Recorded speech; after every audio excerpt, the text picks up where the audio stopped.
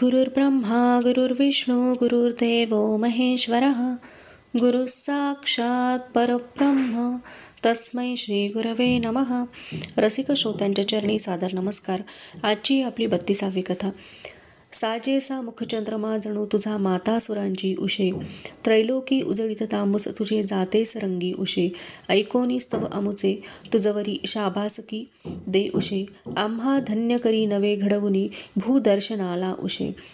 विठ्ठलपंतांनी ऋग्वेदातील उषा सूक्तातील एक वरील अर्थाची ऋचा म्हटली तेव्हा त्यांच्या मागून निवृत्ती ज्ञानदेवांनीही त्यांचे अनुकरण केले. पूर्व क्षितिजावर हळूहळू पसरणारी लाली पश्चिमेकडील अंधाराला लोटत लोटत पुढे सरकत होती. पूर्व क्षितिजावर रक्तिमा चढली आणि क्षितिजाच्या कडेतून सूर्यनारायणाने हळूच डोकावले. तेव्हा विठ्ठलपंतांनी हात जोडले व त्यांच्या मुखातून ऋग्वेदातील खालील अर्थाची ऋचा बाहेर पडली. तमोव्यापी सृष्टी मधुनी फिरतो तो युगे युगे, करी आम्हा जागे अविरत असे कार्य रवीचे, सुवर्णाचे जोडी सतत फिरतो अश्वनी रथा, पाहतो सृष्टीला सदयनी मने स्पर्शोनी करा. निवृत्ती ज्ञानदेवांनी विठ्ठलपंतांच्या मागून ही ऋचा म्हटली. सर्वजण झोपडीत परत आले. ज्ञानदेवांनी कुशासन सारखे केले. त्यावर पातळ स्वच्छ धोतराची चौघडी अंथरली व त्यावर बैठक घातली. त्याच्यासमोर निवृत्तीने आसन घेतले. निवृत्तीने प्रज्ञानम ब्रह्म या महावाक्याचा उच्चार ज्ञानदेवाच्या कानात केला आणि निवृत्तीने ज्ञानदेवाच्या मस्तकीही हात ठेवला. ज्ञानदेवाला समाधी लागली. निवृत्ती बराच वेळ त्याच्यासमोर डोळे मिटून बसून होता. थोड्या वेळाने तो उठला तरी ज्ञानदेव समाधीतील ज्ञानरूप ब्रह्माच्या अनुभूतीत आनंद घेत होता. मध्यान्ह उलटून चालली. विठ्ठलपंत केव्हाच भिक्षा घेऊन आले होते. रुक्मिणीचा स्वयंपाक तयार झाला होता. जेवणास उशीर होत होता म्हणून रुक्मिणीने सोपान मुक्ताला जेवू घातले होते. निवृत्ती विठ्ठलपंत धर्मचर्चा करीत होते. रुक्मिणी ऐकत होती. दोन्ही मुले खेळता खेळता दमून झोपही गेली होती. तरीही अजून ज्ञानदेवाची समाधी उतरण्याची चिन्हे दिसेनात. तेव्हा न राहवून रुक्मिणी म्हणाली, निवृत्ती, ज्ञानाची समाधी अजून कशी उतरली नाही? निवृत्ती म्हणाला, आई, ज्ञाना आता अत्यानंदामध्ये आहे. त्याला जागृत केले तर तो फार मोठ्या आनंदाला मुकेल. ही त्याची अनुभूती जितकी जास्त वेळ राहील तितकी चांगलीच. आज आपण दोन्ही वेळेचे एकदमच जेवले तर नाही का चालणार? रुक्मिणी म्हणाली, निवृत्ती, अरे म्हणजे काय? ज्ञानदेवाची समाधी काय संध्याकाळपर्यंत राहणार आहे की काय? बाळा, अरे त्याला भूक लागली असेल याची तुला कल्पना नाही काही येत आणि तुलाही भूक लागली असेल ना? निवृत्ती म्हणाला, आहे, माझे म्हणशील तर मला भूक लागली आहे, पण ज्ञाना उठल्याशिवाय मी कसा जेवणार? आणि ज्ञानाचे म्हणशील तर ज्ञाना आता तहान भूक यांच्या पलीकडे गेला आहे. त्यामुळे तू आम्हा दोघांची चिंता करू नकोस. तुम्ही दोघे जेवून घेणार असाल तर घ्या. रुक्मिणी म्हणाली, निवृत्ती, अरे तुला असे बोलवते तरी कसे? निवृत्ती म्हणाला, तसे नव्हे गाई. काय आहे समाधीचा आनंद काय आहे याची जाणीव होते ना तेव्हा तहान भूक हरपते. तू मला विचारलेस तेव्हा मला भुकेची जाणीव झाली, अन्यथा मला भूक जाणवली नव्हती. विठ्ठलपंत म्हणाले, निवृत्ती, तुझे एकदम बरोबर आहे. चित्ताची एकाग्रता जर परमेश्वराच्या ठिकाणी असेल तर इतर सर्व विषय बाजूला पडतात. विठ्ठलपंतांनी ज्ञानदेवाकडे पाहिले तेव्हा ज्ञानदेवाच्या ठिकाणी किंचित हालचाल जाणवली. निवृत्तीचे लक्ष होतेच त्याने ज्ञानदेवाजवळ जाऊन त्याच्या मस्तकी थोपटली व डोक्यावरून हात फिरवला. थोड्या वेळाने ज्ञानदेवाची समाधी उतरली आणि सर्वांची जेवणे झाली. त्यावेळी सूर्य पश्चिमेकडे बराच सरकला होता. निवृत्ती ज्ञानदेव सिद्धेश्वराच्या टेकडीवर बसले होते. दोघेही अबोल होते. ज्ञानदेव आत्मानंदाची अनुभूती आठवत होता व देहभाव हरपत होता व क्षणाने पुन्हा देहभानावर येत होता अन अनुभूतीचा आनंद आठवत होता. असा त्याचा देहभाव सांडत मांडत खेळ चालू होता. निवृत्तीला ज्ञानदेवाच्या अंतरीच्या हालचाली कळत होत्या. त्यामुळे तो तंद्री भंग होऊ नये म्हणून बोलत नव्हता. इतक्यात वाऱ्याची एक मोठी झुळूक आली. तेव्हा ज्ञानदेव थोडा सावध झाला. ही संधी साधून निवृत्ती ज्ञानदेवाला म्हणाला, ज्ञानदेवा, गहनीनाथांनी दिलेली एक महत्त्वाची जबाबदारी मी तुला देत आहे. ज्ञानदेव म्हणाला, गुरुदेव, आज्ञा शिरसा वंद्य. आपण जे द्याल ते घेण्याची व सांगाल ते ऐकण्याची माझी तयारी आहे. निवृत्ती म्हणाला, ज्ञानदेवा, मला याच उत्तराची अपेक्षा होती तुझ्याकडून. ठीक आहे, बस या आसनावर. असे म्हणून निवृत्तीने एका मोठ्या शिळेकडे बोट दाखवले. ज्ञानदेवाने शिळेवर आसन घेतले आणि काय आश्चर्य, एका क्षणात सभोवतालचे वातावरण बदलून गेले. ती शिला नव्हती, ते एक सुवर्ण सिंहासन होते. सभोवती मोकळी दिसणारी जमीन कोठेतरी अदृश्य झाली होती. तर तेथे एक मोठा सभामंडप दिसत होता. सुवर्णाचे खांब, खांबावर रेशमी रंगीत पडदे व झालरी सोडलेल्या होत्या. त्याला रंगीत रेशमी गोंडेही लावलेले होते.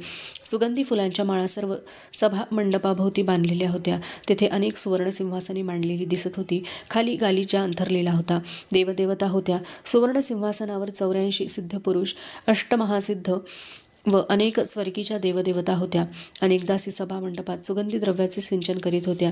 त्यामुळे वातावरण प्रसन्न झालेले होते. श्री निवृत्तीनाथ व श्री ज्ञानदेव यांच्या अंगावरही उत्तम रेशमी वस्त्रे प्रगट झाली. श्री निवृत्तीनाथांनी हात वर करता सर्व सिद्ध पुरुषांनी जय जयकार केला. भगवान महाविष्णूंचा जय जयकार असो, श्री ज्ञानदेव महाराजांचा जय जयकार असो. श्री निवृत्तीनाथांनी हात खाली केला. ते ज्ञानदेवांना उद्देशून म्हणाले, ज्ञानदेव, तुझ्या तपस्येवर प्रसन्न होऊन हे 84 सिद्ध पुरुष व या 8 महासिद्धी तुझ्या सेवेला हजर झाले आहेत. श्री गहनीनाथ महाराजांनी मला जे दिले होते ते सर्व मी तुला प्रदान केले आहे. श्री गहनीनाथ महाराजांचा असा आदेश आहे की काळ पुरुषाकडून असहाय्य, गरीब, दीन, दुबळ्या लोकांना त्रास दिला जात आहे.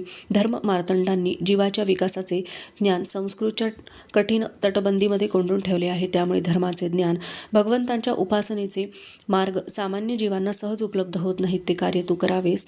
त्यासाठी सभोवतालची परिस्थिती पाहून सामान्य जनांची दुःखे लक्षात घेऊन त्यांची दुःखे दूर करावी व त्यांना सर्व परीने सोपी अशी परमेश्वर भक्तीची उपासना द्यावी. अहंकारी, हेकेखोर, ताठर असलेले वैदिक धर्म मार्तंड जर तुझ्या कार्यात अडथळा आणू लागतील व परमेश्वरी कार्याला बाधा आणत असतील तर तुला प्रदान केलेल्या या सिद्धीच्या सामर्थ्याचा उपयोग करण्यास तुला मुभा दिलेली आहे. म्हणून हा समारंभ आयोजित केला असतो. अष्टमहासिद्धींनी श्री ज्ञानदेवांना केशरी तिलक लावला, त्यांची पाद्यपूजा केली, त्यांना सुगंधी पुष्पहार अर्पण केले व त्यांना पंचारतीने ओवाळले. मागून मंगल वाद्यांचे सूर उमटत होते. असा हा आनंदोत्सव होत होता. तरी ज्ञानदेवांचे मुखमंडल शांत होते. सौम्य हास्य त्यांच्या मुखावर विलसत होते. त्यांची नजर या समारंभातील दृश्याहूनही कुठेतरी वेगळ्या ठिकाणी स्थिर झालेली होती. कोणीतरी गात होते, 84 सिद्ध पुरुषांचा सिद्धबेटी मेळा, कोंदणातील हिरा तसा ज्ञानदेव शोभला. हे शब्द हवेत विरतात न विरतात तोच दुसरी लकेर आली. सभोवती नक्षत्रे चंद्रमध्ये विलसतो, 84 सिद्ध पुरुषात ज्ञानदेव शोभतो. श्री ज्ञानदेवांची अलिप्तता जणू कोणाला तरी जाणवली, म्हणून त्याचे वर्णन कोणीतरी शब्दांकित केले आणि सुरात गुंफले. प्रसन्न झाल्या सिद्धी, नम्र झाल्या चरणी, ज्ञानदेव अलिप्त जसे आळवावरले पाणी. पुन्हा एकदा जय जयकाराचा घोष झाला आणि अर्ध्या क्षणात सर्व नाहीसे झाले. सिद्ध बेटावरील एका शिळेवर ज्ञानदेव बसलेला होता व शेजारी निवृत्तीनाथ उभा होता. पूर्वीचेच कपडे अंगावर होते. मग समारंभ झाला हे खरे का खोटे? का हा सर्व भ्रम होता? समारंभ झालेला होता, कारण ज्ञानदेवाच्या कपाळी केशरी तिलक अजूनही दिसत होता. त्याचा सुगंध येत होता आणि म्हणून तो समारंभ प्रत्यक्ष घडला होता हे निश्चित. ज्ञानदेव नावाची सार्थकता झालेली होती. पूर्णतेचे समाधान ज्ञानदेवाच्या चेहऱ्यावर विलसत होते. संध्याकाळची रमणीय वेळ होती. निवृत्ती ज्ञानदेव इंद्रायणीच्या प्रवाहात पाहत काठावर बसून होते. समोरील पाणी क्षणात कितीतरी पुढे जात होते. ज्ञानदेवाचे ध्यान मधून मधून वाहत्या पाण्यावर जात होते. तर काही क्षणांनी ज्ञानदेवाला सकाळी ध्यानामध्ये प्राप्त झालेल्या आनंदाच्या उर्मीची अनुभूती मधून मधून येत होती. काही सांगावे, काय सांगावे यांचे तरंग ज्ञानदेवाच्या ठिकाणी परेमधून उठत होते, पण ते शब्दांकित होऊ शकत नव्हते. ज्ञानदेवांनी निवृत्तीनाथांकडे पाहिले व म्हणाले, निवृत्तीदा, मागील आयुष्याचे सिंहावलोकन केले म्हणजे कसे वाटते ते सांगू का? निवृत्ती म्हणाला, सांग ज्ञाना.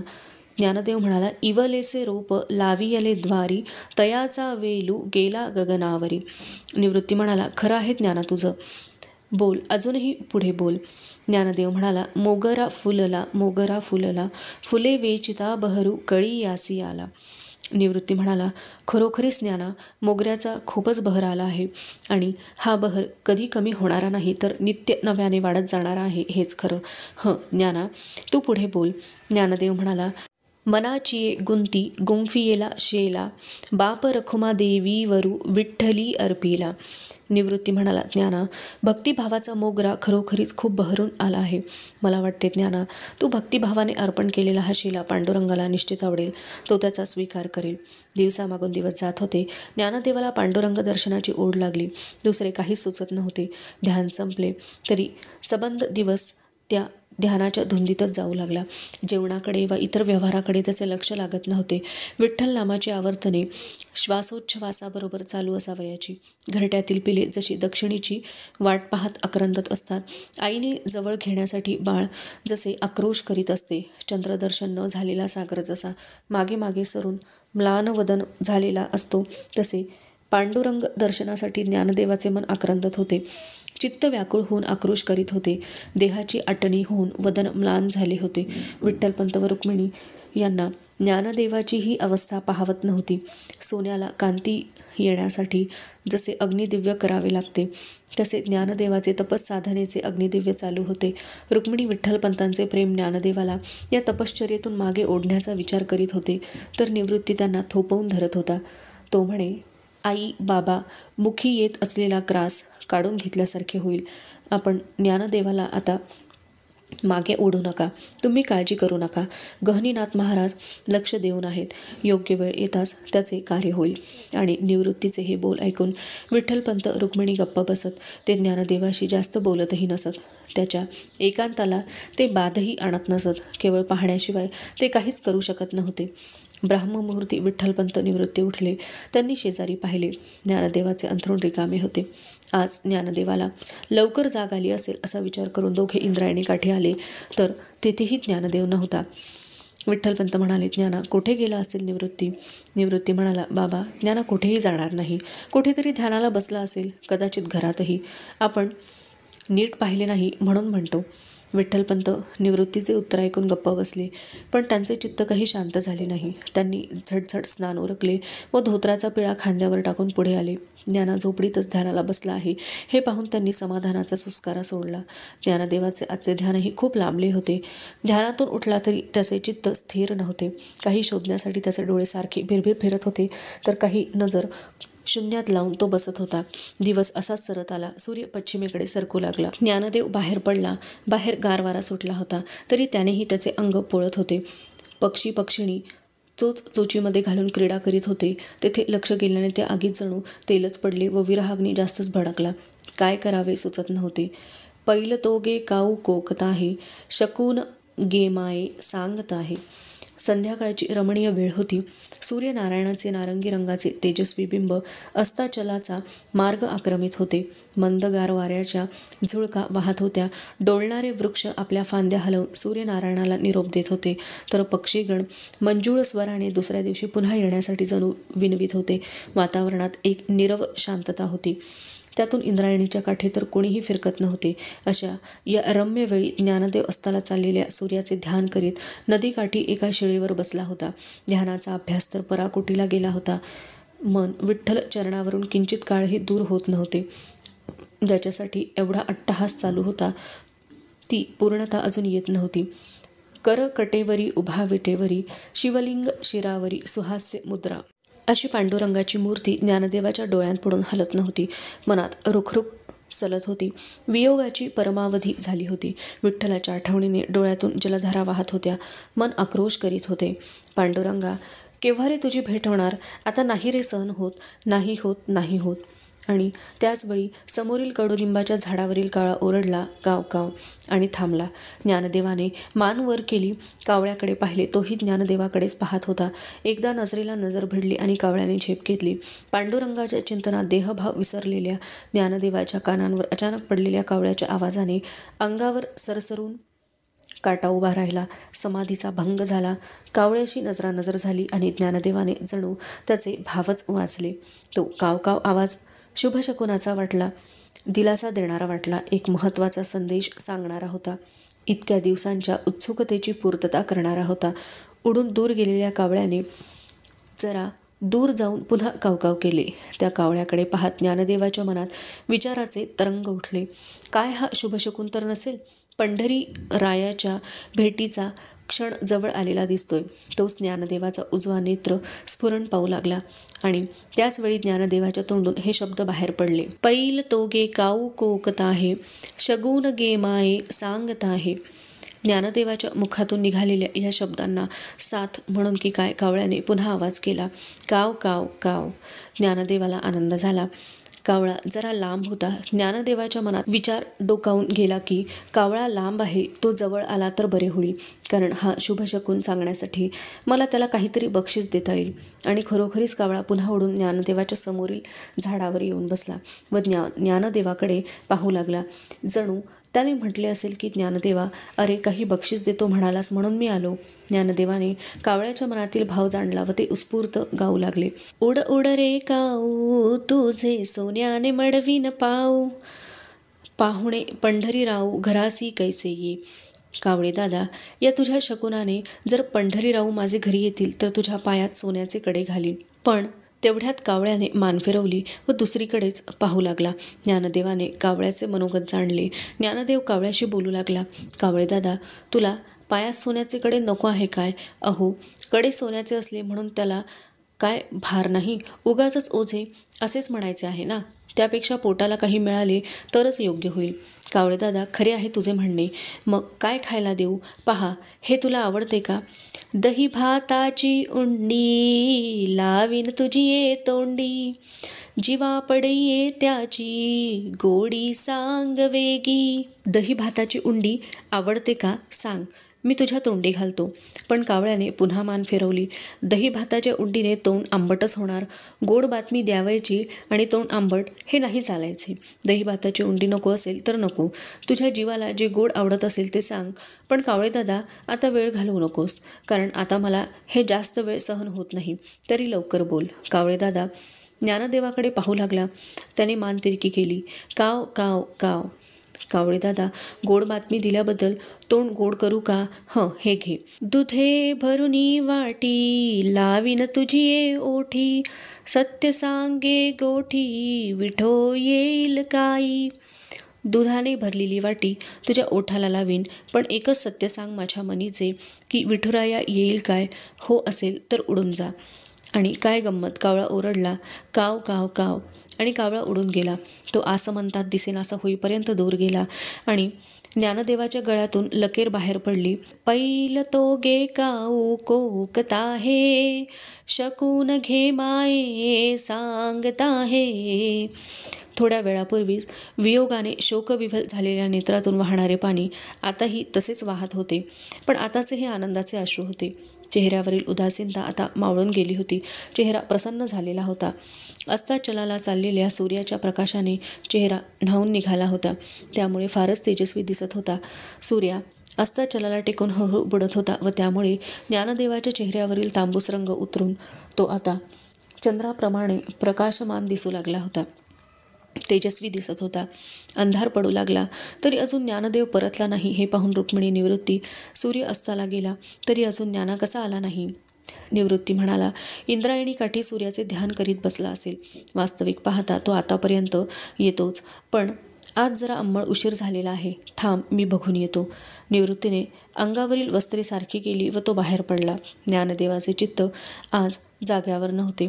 पांडुरंग दर्शनाची ओढ त्याच्या मनाला लागली आहे हे निवृत्तीने जाणले होते. ही लक्षणे चांगली असली तरी त्याची पूर्तता केव्हा होणार याचा विचारही निवृत्तीच्या मनाला तसा थोडा त्रासच देत होता. बरे, ही गोष्ट म्हणजे केवळ वाट बघणेच असते. विचाराच्या तंद्रीत चालता चालता निवृत्तीचे डोळे मान वर करून ज्ञानदेवाला शोधण्यासाठी भिरभिरत होते. दूरवर खडकावर कोणीतरी बसल्याचे भासत होते. निवृत्तीच्या पायाचा वेग वाढला. आता आकृती स्पष्ट होत चालली होती. निवृत्ती 50 हातांवर पोहोचला, पण निवृत्तीची चाल एकदम थबकली. पुढील दृश्य पाहून त्याच्या अंगावर काटा उभा राहिला. पुढे पाऊल टाकणे शक्य नव्हते, ओरडणेही शक्य नव्हते. केवळ दिसते ते पाहणे व वाट पाहणे एवढेच त्याच्या हातात होते. त्याला काय दिसले? एक पिवळा धमक नाग शेजारच्या खडकावरून ज्ञानदेवाजवळ जात होता. त्याने ज्ञानदेवाच्या कमरेला विळखा घातला. पाठीमागून तो पुढे सरकला व खांद्यावरून डोक्यावर आला. त्याने डोक्यावर छत्रीप्रमाणे फणा धरला व तो डोलू लागला. निवृत्तीने श्वास रोखून धरला होता. काही पळे केली. जणू समाधान झाल्याप्रमाणे नागाने परतायला सुरुवात केली. सावकाश अंगाचा विळखा सोडून तो आल्या रस्त्याने निघून गेला. तरीही निवृत्तीचे पाय जमिनीपासून सुटेनात. निवृत्तीच्या डोळ्यांसमोर ब्रह्मगिरीवरील प्रसंग उभा राहिला. श्री गहनीनाथांच्या गुहेच्या बाहेर स्वागताला आलेल्या नागराजाचे रूप त्याच्या डोळ्यांसमोर उभे राहिले आणि लक्षात आले की ते रूप आणि हे रूप यात काहीच फरक नाही, कारण एवढा मोठा नाग या परिसरात त्याने कधी पाहिल्याचे त्याला स्मरत नव्हते. आणि हा विचार येताच निवृत्तीच्या डोक्यात एकदम प्रकाश पडला. आतापर्यंत लोखंडाच्या बेड्या घातल्याप्रमाणे जड झालेल्या पायात एकदम चैतन्य आले. झपझप पावले टाकीत निवृत्ती ज्ञानदेवाच्या समोर उभा राहिला. नुकत्याच उदयाला आलेल्या चंद्राप्रमाणे ज्ञानदेवाचे मुखमंडल तेजस्वी दिसत होते. एक धीर गंभीर शांतता चेहऱ्यावरून ओसंडून जात होती. हे ध्यान असेच पाहत बसावे असे निवृत्तीला वाटत होते. पण घराकडे आठवण होताच एक हळूवार हाक निवृत्तीच्या मुखातून निघाली. ज्ञाना. चंद्रकिरणांचा स्पर्श होताच उमलणाऱ्या कमलपाकळ्यांप्रमाणे ज्ञानदेवाच्या पापण्या हळूहळू उघडल्या गेल्या. समोर निवृत्तीला पाहून ज्ञानदेवाला खूप आनंद झाला. तोही एक शुभशकुनच आहे असे ज्ञानदेवाला वाटले. ज्ञानदेवाचे ओठ हलले. दादा म्हणून ज्ञानदेवाने निवृत्तीला मिठी मारली. डोळ्यातून पाझरणाऱ्या अश्रूंनी निवृत्तीचे उत्तरीय ओले झालेले निवृत्तीला कळून आले. थोडासा आवेग ओसरला.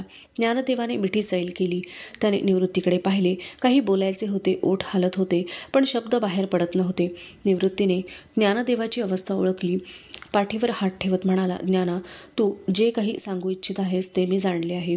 ते शब्दात वर्णन करण्याचे सामर्थ्य नाही हे मला माहीत आहे. अरे, जरा सभोवताली पहा, किती अंधार पडला आहे. आई बाबा तुझी वाट पाहत आहेत. ते सर्व तुझी काळजी करीत आहेत. रस्ता रोजचा व पायाखालचा होता, तरीही निवृत्तीने ज्ञानदेवाला हाताला धरून चालवले होते. जरी ज्ञानदेवाची समाधी उतरल्यासारखी वाटत होती, तरी तशी ती पूर्णपणे उतरलेली नव्हती हे निवृत्तीला जाणवले होते. एक शब्दही न बोलता दोघे चालत होते. झोपडीतील कवाडातून मंद प्रकाश बाहेर पडत होता. मध्येच एक आकृती उभी होती. ती रुक्मिणी होती. ती या दोघांची वाट पाहत होती. दोघांनी अंगणात पाय ठेवताच रुक्मिणी झटकन पुढे झाली. निवृत्तीने ज्ञानाला हाताला धरून आणले आहे हे रुक्मिणीने पाहिले होते. तिच्या मनात किंचित पाल चुकचुकून गेली, पण दोघांचेही चेहरे आनंदित दिसत होते. ते पाहून तिने एक दीर्घ श्वास सोडला व ती काही बोलणार तोच निवृत्तीने ओठांवर बोट ठेवलेले रुक्मिणीने पाहिले. ओठांच्या बाहेर पडणारे शब्द तसेच परतवून रुक्मिणी ज्ञानदेवाच्या दुसऱ्या हाताला गेली व तिने त्या हाताला धरून ज्ञानदेवाला घरात आणले. देवापुढे मंद दिवा तेवत होता. सोपानाने निवृत्तीकडे पाहिले. निवृत्तीने डोळ्याच्या खुणेने सांगितलेले सोपानाला समजले. त्याने ज्ञानदेवाची ध्यानाची बैठक देवापुढे मांडली. निवृत्ती रुक्मिणीने ज्ञानदेवाला त्या आसनावर बसवले. ज्ञानदेवाने पुन्हा पद्मासन घातले व तो थोड्याच वेळात त्याची पुन्हा समाधी लागली. विठ्ठलपंत रुक्मिणीला एका बाजूला घेऊन निवृत्तीने पाहिलेला सर्व प्रकार सांगितला व त्याचा अर्थही स्पष्ट केला. ज्ञानदेवाला झालेला हा साक्षात्कार म्हणजे त्याच्या तपश्चर्येची परिपूर्तता आहे. गुरुदेव गणिनाथांनी माझ्यावर सोपवलेल्या कामगिरीचा हा पहिला टप्पा तरी यशस्वीरीतीने पार पडला. आता मला धन्य धन्य वाटते.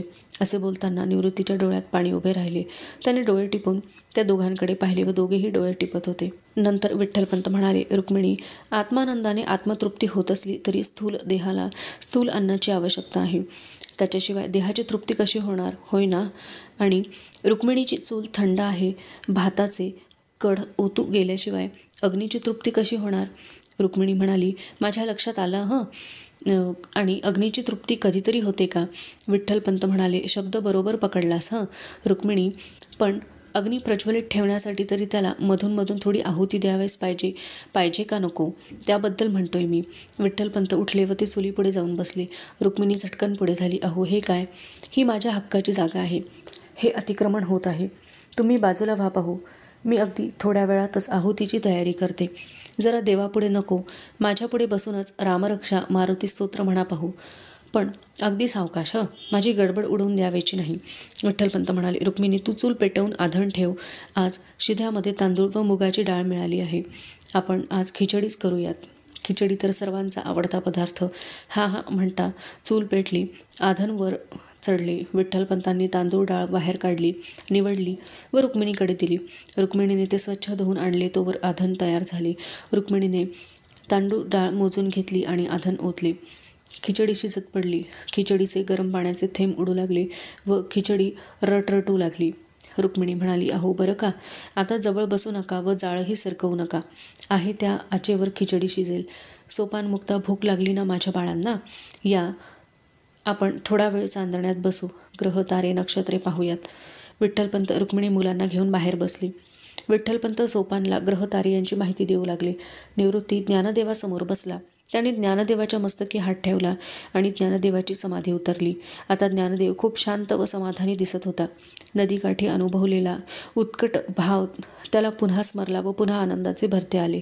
निवृत्तीने ज्ञानदेवाच्या पाठीवरून हात फिरवला व त्याला शांत केले. आता ज्ञानदेव पूर्ण शांत झाला. रुक्मिणीने हे सर्व पाहिले व तिने पटापट पत्रावळी मांडल्या. सर्वजण जेवावयास बसले. गरम गरम खिचडीने आज जेवणाला बहार आली. स्थूल व सूक्ष्म अशा दोन्ही आनंदाच्या तृप्ती सर्वांच्या चेहऱ्यावरून ओसंडत होत्या. धन्यवाद.